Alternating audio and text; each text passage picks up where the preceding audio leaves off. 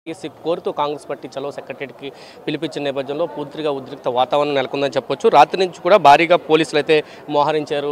మొత్తం ఎవరిని కూడా కాంగ్రెస్ పార్టీ ఆఫీస్కి రాకుండా అయితే అడ్డుకున్న పరిస్థితి. ప్రతి రోడ్ని కూడా బారికెట్లు వేసి క్లోజ్ చేసిన పరిస్థితి అయితే ఉంది. అయితే నిన్న బెంగళూరు నుంచి వచ్చిన షర్మిల కూడా బయట నవ్వటంలో ఆవిడ ఉండాల్సి ఉంది. కానీ పోలీసులు ఆంక్షల నేపథ్యంలో ఆవిడ కూడా నిన్న రాత్రే కాంగ్రెస్ పార్టీ కార్యాలయానికి చేరుకున్నారు. ఇక్కడే ఆవిడ బస చేసిన పరిస్థితి అయితే ఉంది. పూర్తిగా కాంగ్రెస్ పార్టీ శ్రేణులంతా కూడా కాంగ్రెస్ పార్టీ కార్యాలయానికి అయితే చేరుకుంటున్న పరిస్థితి ఉంది. ఎట్టి పరిస్థితుల్లో చలో సెక్రటరీ నిర్వహించి తీరుతాము, నిరుద్యోగుల తరపున కాంగ్రెస్ పార్టీ ఉంటుందని చెప్పి షర్మిల ఇప్పటికే చెప్పిన పరిస్థితి. ఆవిడ రాత్రి నుంచి ఉన్నారు. షర్మిలతో పాటు ఇతర రాష్ట్ర నాయకులు కానీ జిల్లా నాయకులు కానీ పెద్ద ఎత్తున అయితే కాంగ్రెస్ పార్టీ కార్యాలయానికి చేరుకున్న పరిస్థితి ఉంది. ఉదయం 7 గంటల ప్రాంతంలో కాంగ్రెస్ పార్టీకి సంబంధించిన సిడబ్ల్యూసి మెంబరు రుద్రరాజు కానీ అదేవిధంగా వర్కింగ్ ప్రెసిడెంట్ మస్తాన్ వలి ఇద్దరు కూడా బారికేడ్స్ ఎందుకేసారు, ఎందుకు అడ్డుకుంటున్నారని చెప్పి బయటకు వచ్చిన ఆందోళన చేసిన పరిస్థితి. వాళ్ళని కూడా పోలీసులు అరెస్ట్ చేసి పోలీస్ స్టేషన్కి తరలించిన పరిస్థితి అయితే కనిపించింది. పూర్తిగా మనం చూస్తే పోలీసులు పహారా పూర్తిగా కాంగ్రెస్ పార్టీకి రోడ్డుకు సంబంధించి వచ్చే ప్రధాన రహదారి ఏలూరు రోడ్డు నుంచి కాంగ్రెస్ పార్టీకి కొత్తపేట దూరంలోనే ఈ రోడ్డు ఉంటుంది.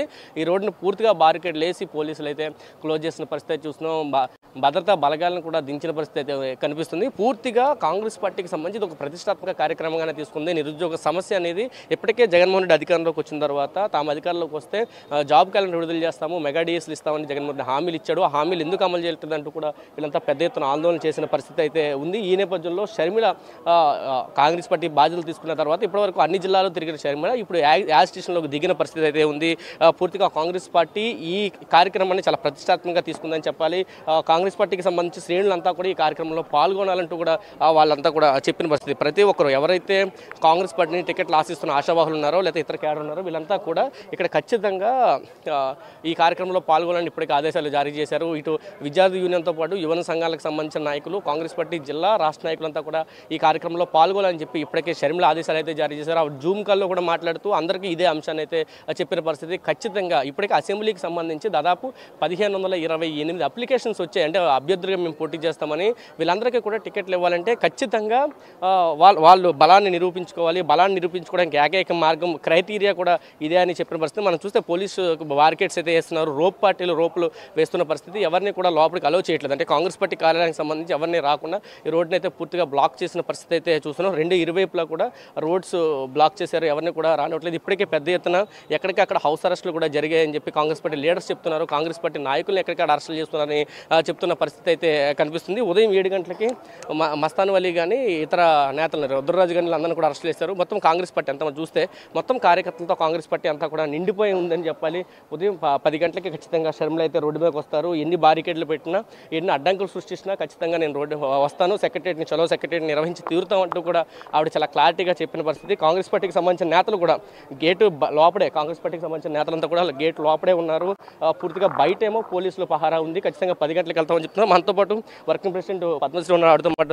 మరి ఎలా చూస్తారంటే ఇప్పటికే పర్మిషన్ లేదని పోలీసులు చెప్తున్నారు. ఖచ్చితంగా వెళ్ళి తీరుతామంటే షర్మిల చెప్తున్నారు. బయటకు వచ్చిన నాయకులు కూడా ఇటు రుద్రరాజు గారు కానీ మస్తాన్ వలి గారు కానీ ఇద్దరిని కూడా అరెస్ట్ చేసి పోలీస్ స్టేషన్ తరలించిన పరిస్థితి.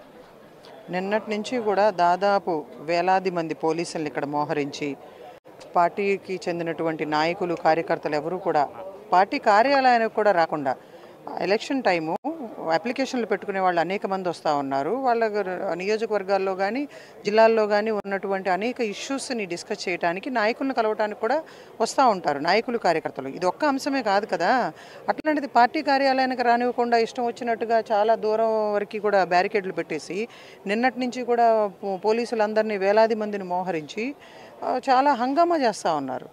టూ మచ్ ఆఫ్ అంటే ఎట్లా ఉందంటే కేవలం జగన్మోహన్ రెడ్డి మాత్రమే రాష్ట్రంలో తిరగాలి, ఇంక జగన్మోహన్ రెడ్డిని ప్రశ్నించే వాళ్ళు ఎవరు కూడా వాళ్ళకి రోడ్డు మీద నిలబడే హక్కు కూడా లేదన్నట్టుగా ఈ ప్రభుత్వ వైఖరి ఉంది.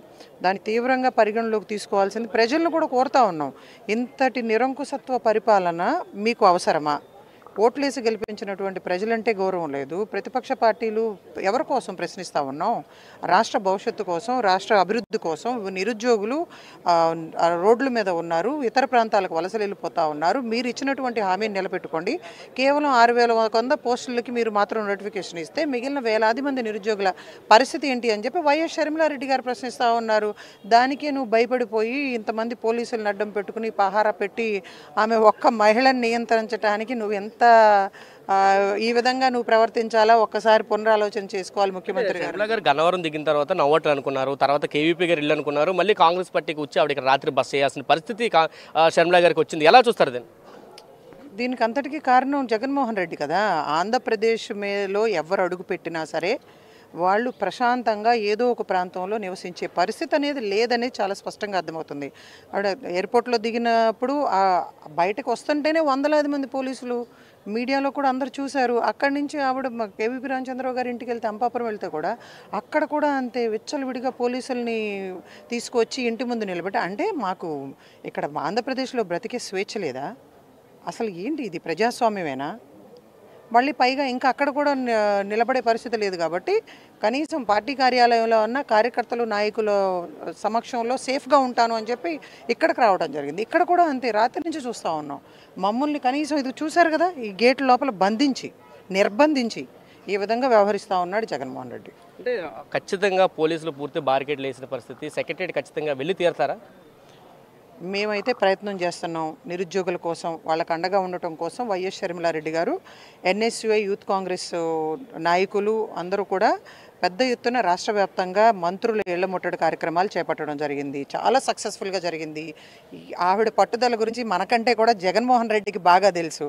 ఆవిడ అన్నారు అంటే ఎక్కడ సెక్రటరియట్ గేట్ టచ్ చేస్తారో అతనికి పరువు కూడా పోతుంది, ఉన్నది కాస్త పోతుందని చెప్పి, జనాల్లో పలచన పడిపోతాడు అని చెప్పి ఈ విధంగా చూడండి. గేట్ బయట రోపు, ఇది రోడ్డు, ఇక్కడ షాపులు ఓపెన్ చేయాలి, ప్రజలందరూ కూడా తిరగాల్సినటువంటి ప్రాంతం ఇక్కడ ఉన్న అదే చెప్పేది. అటువంటి ప్రాంతంలో మీరు ఇక్కడ మా ఆఫీస్ బయటే రోప్ పెట్టేసి ఏం సంకేతాలు ఇస్తా ఉన్నారు మీరు?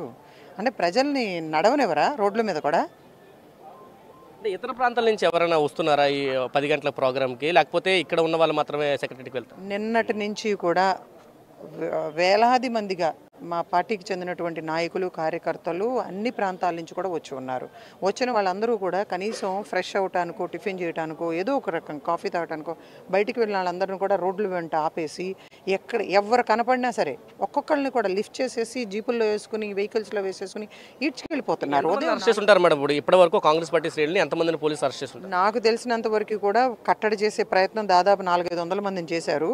అండ్ దొరికిన వాళ్ళు అంటే వాళ్ళు పరిగెత్తి వెంటబడి లాక్కెళ్ళి అరెస్ట్ చేస్తూ ఉన్నారు. దాదాపు 100 మంది పైగా అరెస్ట్ చేసినట్టు నాకున్నటువంటి సమాచారం. ఇక్కడ మీరు చూస్తే ఈ రోడ్డు మీదే రాజ్ టవర్స్ ముందు కూడా అందరూ వందలాది మంది మా పార్టీ క్యాడర్ మొత్తం కూడా రోడ్ల మీద వెయిట్ చేస్తూ ఉన్నారు. మీరు అడుగు ముందుకేస్తే చాలు మిమ్మల్ని ఎత్తేస్తామని చెప్పి చాలా సీరియస్గా చెప్తాను. బట్ వన్ థింగ్ ఏంటంటే, నేను చాలా సీరియస్గా అబ్జెక్ట్ చేసేది, పార్టీ కార్యాలయం ముందు రోప్ పెట్టి ఈ పార్టీ కార్యాలయం గేటు దాటి వైఎస్ షర్మిలారెడ్డి గారు అడుగు పెట్టకూడదు, మాకు పైనుంచి ఆదేశాలు ఉన్నాయి అని చెప్పి పోలీసులు చెప్తా ఉన్నారు. ఇది కరెక్ట్ కాదు. ఇది చెప్తున్నారు. పోలీసులు పూర్తిగా అందరినీ అరెస్టులు చేసే ప్రక్రియ అయితే కొనసాగిస్తున్నారు. అయితే అరెస్టులను తట్టుకొని ముందుకు వస్తున్నాం, ఖచ్చితంగా చలో సెక్రటరియట్ కార్యక్రమం నిర్వహిస్తామని చెప్తున్న పరిస్థితి ఉంది. మనతో పాటు అంటే కృష్ణా జిల్లాకు సంబంధించిన నాయకులు, విజయవాడ నగర అధ్యక్షులు నరసింహరావు ఆయన సార్, అంటే ఎలా చూస్తారు? రాత్రి నుంచి కూడా ఒక ఉద్రిక్త వాతావరణం కాంగ్రెస్ పార్టీ కార్యాలయం కనిపిస్తుంది. ఇంతకుముందు 5 ఏళ్ల పాటు కూడా ఈ పరిస్థితి లేదు, కానీ ఈ రోజు పూర్తిగా పోలీసుల పహారాలోనే కాంగ్రెస్ పార్టీ ఉన్న పరిస్థితి. వాళ్ళ రాష్ట్ర ప్రభుత్వం కాంగ్రెస్ పార్టీ నుంచి భయపడుతున్నది. ముఖ్యంగా వైఎస్ షర్మిల గారు ఆంధ్రప్రదేశ్ కాంగ్రెస్ కమిటీ అధ్యక్షురాలుగా బాధ్యత తీసుకున్న తర్వాత జగన్మోహన్ రెడ్డి గారు గుండెలో రైళ్లు పరిగెత్తున్నాయి. దానికి నిదర్శనమే ఈ అరెస్టులు. ఇవాళ రాష్ట్ర